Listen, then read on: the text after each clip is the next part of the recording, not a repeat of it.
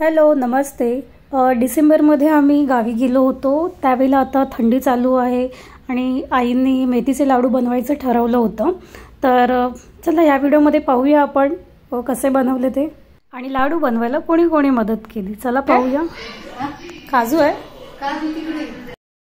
इकडे काजू आणि बदाम बारीक करत आहोत खलबत्त्यामध्ये कुटून, आणि इशिता तिच्या आजीला मदत करत आहे।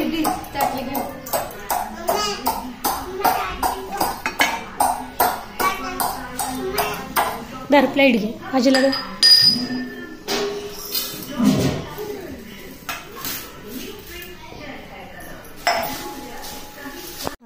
डिंक तेलामध्ये टाकून परतून घ्यायचं आहे आणि ते खलबत्त्यामध्ये जाडसर कुटून घ्यायचं आहे, जास्त पावडर करायची नाही। आणि जर मिक्सरमध्ये घातलं तर त्याला पाणी सुटतं, म्हणून ते मिक्सरमध्ये न करता खलबत्त्यामध्ये कुटलेलं जाडसर चांगलं। स्वराली काय करते?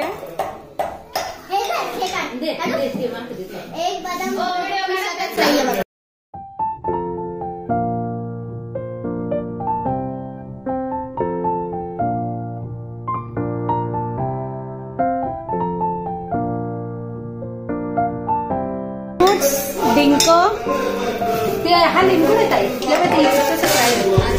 गुळ आहे, निवडून घ्यायचं का? हे हलीम, हलीम ना, हलीम। इकडे मागे सुशांत माईक होतं, त्याच्यावरती गाणं बोलून सगळ्यांना एंटरटेन करतो।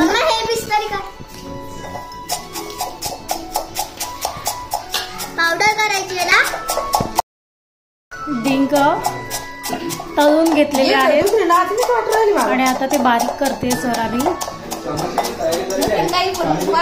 काहीच नाही।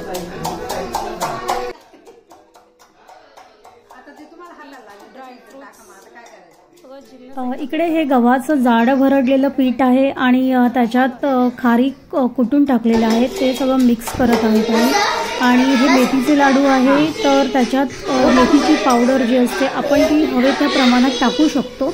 ज्यांना जास्त कडू मेथी चालत असेल लाडूंमध्ये तर ते जास्तही टाकू शकतात, तो आपल्या प्रमाणाप्रमाणे आपण ते ॲड करू शकतो।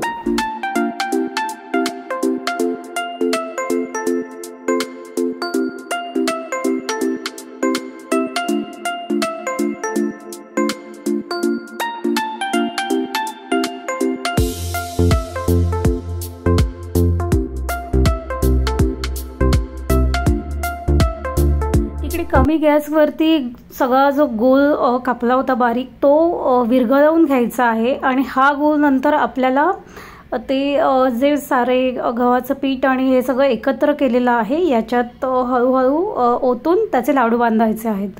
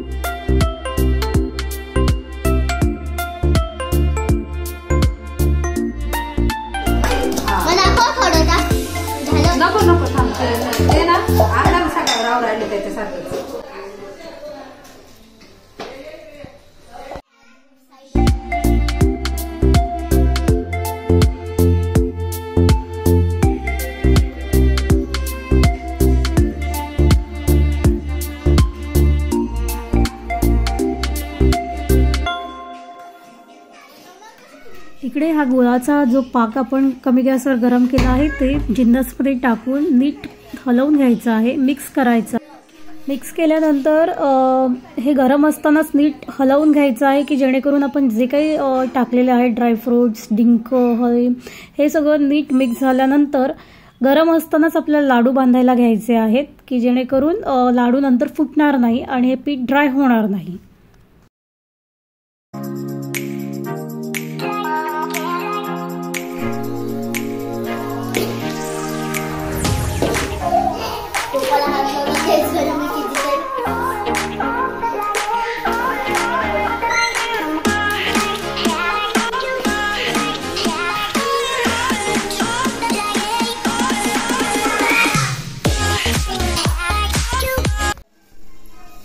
This is my favorite songs.